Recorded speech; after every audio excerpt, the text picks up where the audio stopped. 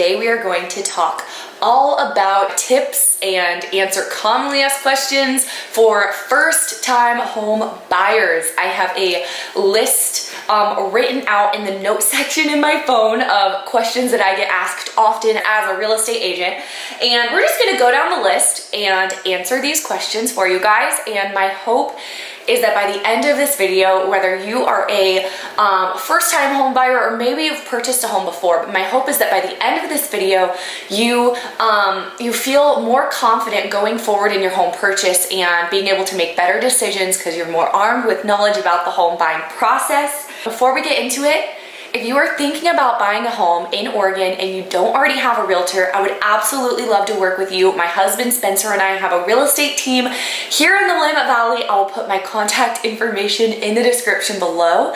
And if you're thinking about buying a home and you don't live in Oregon, you live anywhere else, still contact me, or selling a home. I would love to help set you up with a solid realtor in your area. Don't just trust the first agent you find on Zillow. You could be wasting a lot of time and money. Our company, Berkshire Hathaway, has a fantastic referral and relocation network. So let me set you up with a top realtor and expert wherever you're at. That being said, let's get into it with the first question, and that is, how long should it take to find a home?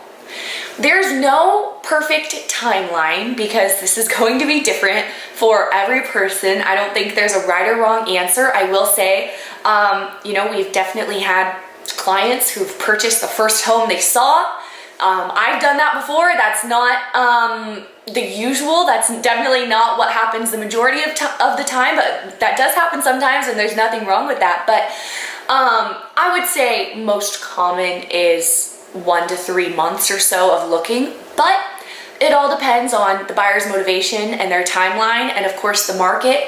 In this market, how it's been, it sometimes takes a good handful of offers, being written depending on your price range because it's been quite competitive. So it just depends. We will work with you for, however long it takes to find that right home for you. But with that being said, if it's been 2 years of you house hunting and you still haven't found a home, you're probably not going to find one. You probably need to lower your standards and get a little more realistic, or wait until you can raise your price point or something. But there is no perfect timeline, just all depends on what works best for you and your situation. How do I know if I can get a loan? This is a really good question. So I always say, just talk to a lender. I've had a lot of clients in the past who have been people who really were just convinced that they couldn't get a loan because maybe they didn't have the best credit or they didn't have the highest income, but they talked to a lender and were pleasantly surprised and found out that they actually could get qualified. Or, maybe you talk to a lender and you can't get qualified right now, you find that out, but you're gonna at least walk away with somewhat of a timeline, hopefully, in mind of when you should be able to qualify. And not only that, but you should walk away with some practical steps to take to get you there sooner rather than later. So I always say, even if you don't think you can, just talk to a lender. It really doesn't hurt. And that's how you're gonna know if you can qualify or not for a home loan. I will send you information to some great lenders. If you want that information, just let me know if you're in our area. Next question. How do I find a lender? Well, I kind of just answered that, but I can definitely send you information to a lender if you would like one. And I guess your real estate agent should be able to recommend a solid lender to you. I've worked with lenders who have crushed deals, and I've also worked with lenders who have saved deals and situations where the deal should not have happened. It should not have pulled through, but all because of the lender it did. And so I think working with the right lender is so crucial, and that's why I like to send our buyers to someone who I know is going to do a good job. And a lot of times buyers will think maybe your agent's sending you this lender because they get a kickback or a referral from them or whatever, a fee or whatever. That's not how it works. We don't get anything from the lenders that we send to you as the buyer. No incentive on our part besides you having a smooth transaction. So that's our only goal, that's our only incentive. Hopefully your realtor that you're using, if they're experienced, they should have a good lender to send to you. And so that's what I would say is trust your realtor.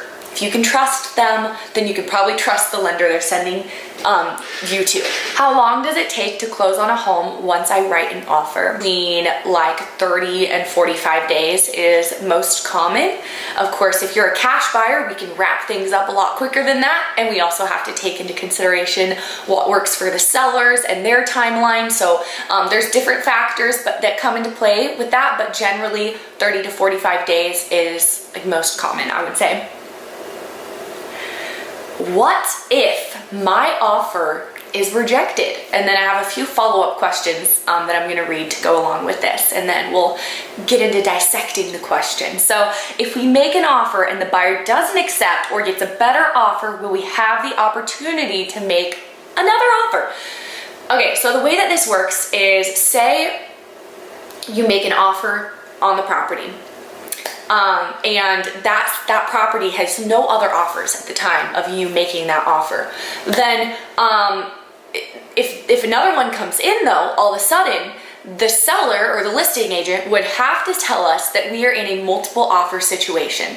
So at that point, they'll have to tell us that there are other offers. And so at that point, it's kind of like, all right, everyone send your highest and best. So you would have the opportunity to revise your offer if it wasn't your highest and best at that point. They do have to tell us if another one comes in. Next question is, to go along with this, will the listing agent tell us that our offer isn't the best or what the other offers are for? And no, it would make things a lot easier if that was the case, but no, unfortunately, the listing agent is not allowed to disclose any information about the other offers. So you really just have to do your highest and best based off of, your situation, the property, what it's worth, how much you want the property, what we think other people are willing to pay for it right now. There's a lot of different things that come into play, but to answer the question, no, unfortunately. We cannot know what the other offer is for. How should I find a real estate agent, and how should I not find a real estate agent? Okay, for one, I would say you can find a real estate agent on YouTube, like so many people do. A lot of our clients come to us through YouTube, and the reason I say that is because you're able to kind of check out the agent's knowledge and see, like, do they know what they're talking about? Do they know what they're doing? How long have they been doing this through that platform? Another way is through, word of mouth. Maybe you have a friend who just bought a house and they had a really, really good experience with their agent. Then that might be a good idea to talk to them about who their agent is. And then a way maybe you shouldn't find an agent is, I'm just gonna say Zillow or Realtor.com or Redfin, any of those websites. And how do I say this the right way? The biggest reason why I would say it's maybe not the best place to go pick a real estate agent is because the agents show up on Zillow or Redfin or Realtor.com. Some of them are paying a ridiculous amount of money just to show up on that platform. Some are just paying a little. It just depends on, what they sign up for. But that being said, many of them are brand new agents and you could be their very first deal. And you just don't have a way of really knowing, I guess, their experience just based off of that. And anyone, like any agent, can go on there, whether they are good at what they do or not, whether they have no experience or a lot of experience. Anyone can go on there and pay to be advertised. And with that being said, I know of a lot of really great agents who do advertise on there, but I also know of probably a lot more than bad agents than good agents, or not necessarily bad, that sounds rude, like inexperienced or brand new where you could be their first deal. So take that with a grain of salt, you do what you want there, but that's just what I have to say about finding an agent on Zillow. That's my thoughts on that. It's not necessarily where I would go to buy a house if I was looking in another state. What is the best way to look at houses online is the next question.